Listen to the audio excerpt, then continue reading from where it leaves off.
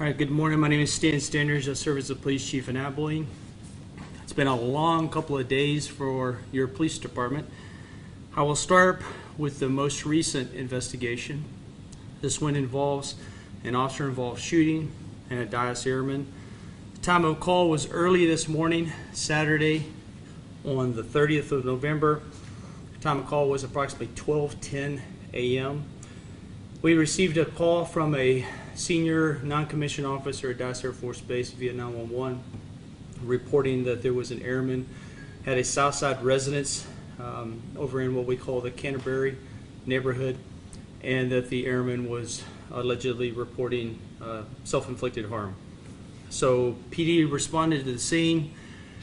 When the officers got there, they tried to make contact. They went up to the front door. They knocked on the front door.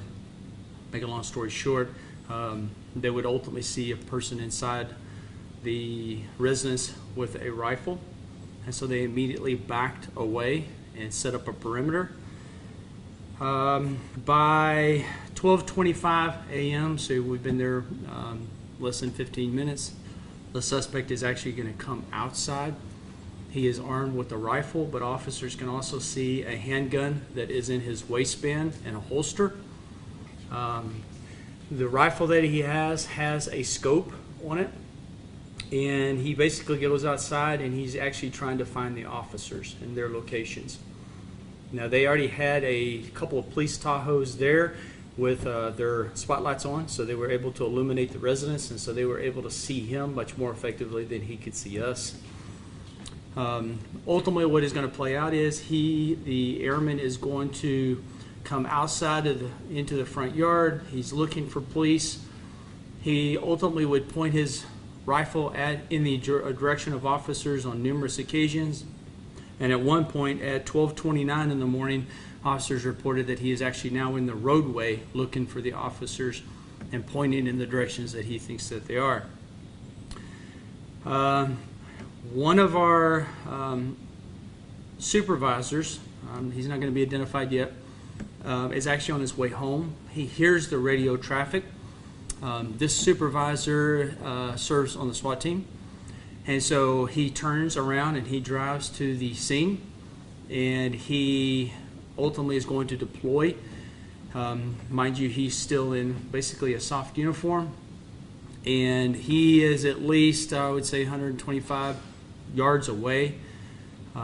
He has a scoped rifle as well, and he gets set up, and ultimately the suspect is still outside and challenging the officers, and the supervisor is able to see him get a trash can.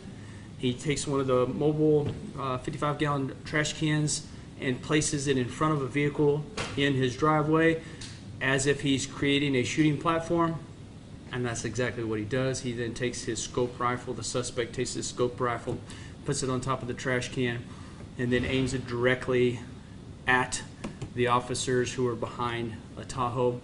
And so at that point, my sworn supervisor was forced to take a shot. The supervisor struck the airman in the center mass area.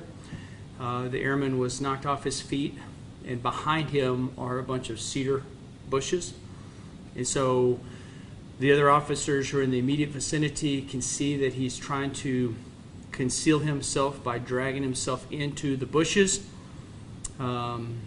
There's an open line call between our caller and the airman, and the caller tells us that he can hear the officers telling him to repeatedly, "Let us see your hands, let us see your hands." This goes on for only a couple of minutes, and then there is another shot.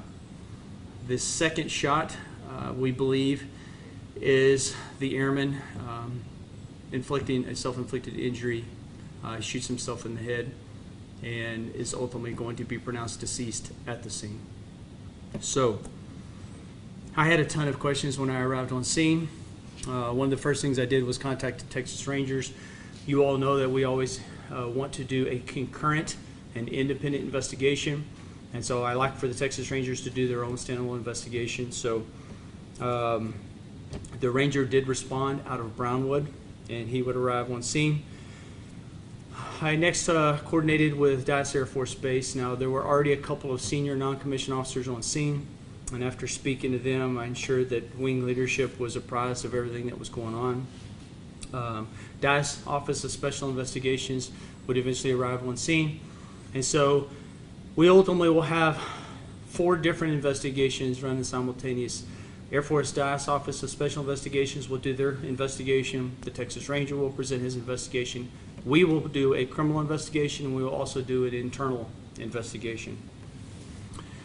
As it relates to motive, I was very curious as to what caused this, and I learned that on October 19th of this year, at about 3:37 a.m., your police department was dispatched to a single vehicle rollover over there by prime time, basically 322 and 8384.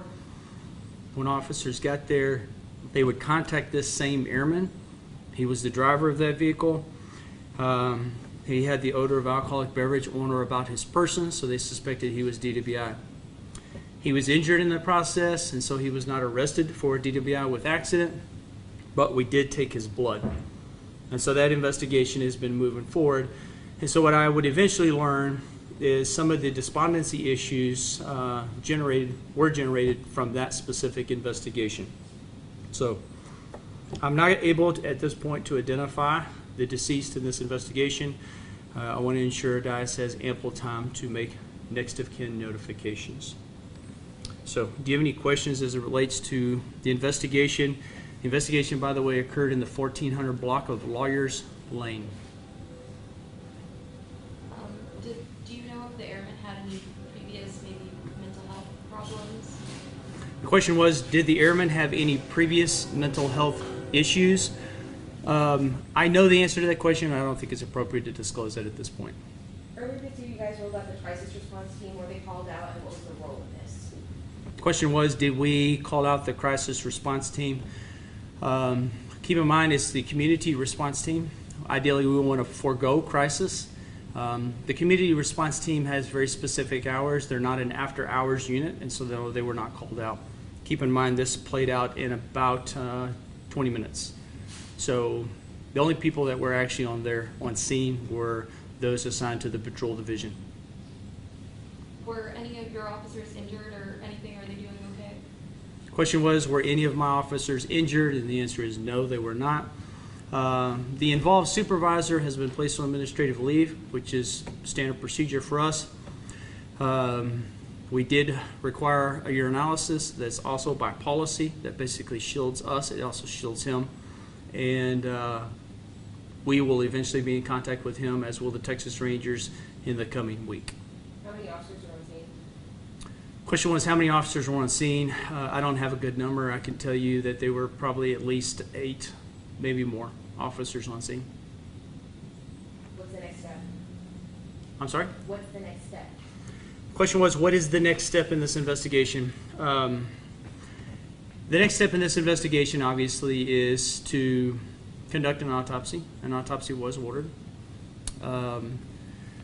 We have, I think the most pressing issue, obviously, is to contact this deceased airman's family, and for Dallas Air Force Base and really Air Force Global to surround this family and take care of that family. Nobody ever wants to see this happen. So I would say that's probably the most pressing need. I can tell you the family is not here, so that's not going to be the role of APD.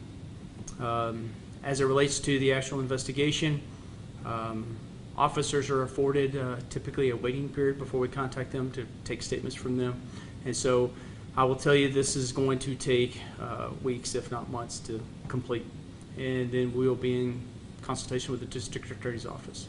Do you know how old the airman was, or where he's from, or how long he's been in the Air Force? Question was, do I know how old the airman was and how long he's been in the Air Force?